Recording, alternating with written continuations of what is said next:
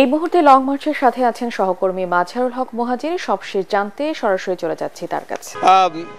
শারমিন, যেমনটা বলছিলেন যে আসলে আজকে বিএনপির যে লং মার্চ, আমরা সকাল থেকেই বিএনপির এই লং মার্চ ফলো করছি এবং সকাল 7টা থেকে নয়াপল্টন যে কেন্দ্রীয় কার্যালয় রয়েছে সেই কার্যালয়ে হাজার হাজার মানুষের উপস্থিতি আমরা দেখতে পেরেছি। নানান প্রান্ত থেকে ছুটে এসেছেন সবাই।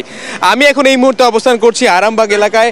আপনারা দেখতে পাচ্ছেন যে লং মার্চের গাড়ি যাচ্ছে এবং আমরা কিন্তু সড়কের অবস্থা যেটা দেখতে পাচ্ছি যে অলমোস্ট 1 ঘন্টা ধরে গাড়ি যাচ্ছেই আর যাচ্ছে এবং আমরা অনেকের সঙ্গে কথা বলেছি যারা এখানে এসেছেন। তারা বিভিন্ন এলাকা থেকে এসেছেন, বিভিন্ন শহরের, বিভিন্ন জেলার, বিভিন্ন নগরের নেতারা এসেছেন, বিভিন্ন ওয়ার্ডের নেতারা এসেছেন।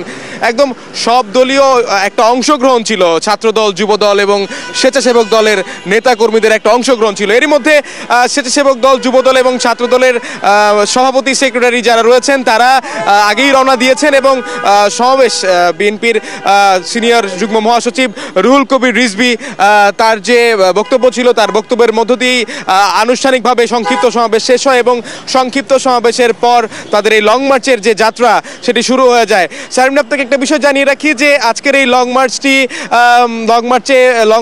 আসলে আখাউড়া একটা সমাবেশের মধ্য দিয়ে শেষ হবে এবং যাত্রাপথে ভৈরবে গিয়ে তাদের একটা পথসভা করার কথা রয়েছে এবং সেখানে স্বেচ্ছাসেবক দলের সভাপতি জিলানি এবং যুবদলের সভাপতি মুন্না থাকবেন বলে আমরা জানতে পেরেছি এবং একই সাথে সেখানকার স্থানীয় যারা রয়েছে নেতাকর্মী তাদের একটা অংশগ্রহণ থাকবে।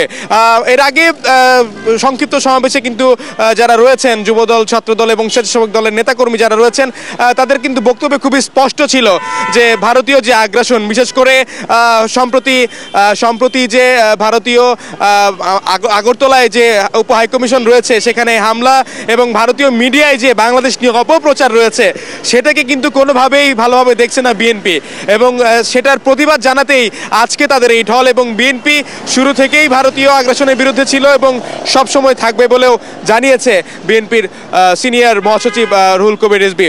এখন পর্যন্ত শারমিন এই ছিল আমার কাছে সবশেষ তথ্য। তবে আজকে যেহেতু লং মার্চ তাদের একটা চলমান প্রক্রিয়া, বাকিটা পথে আমরা দর্শকদের জানিয়ে দিব পরবর্তী খবর। শারমিন, ধন্যবাদ।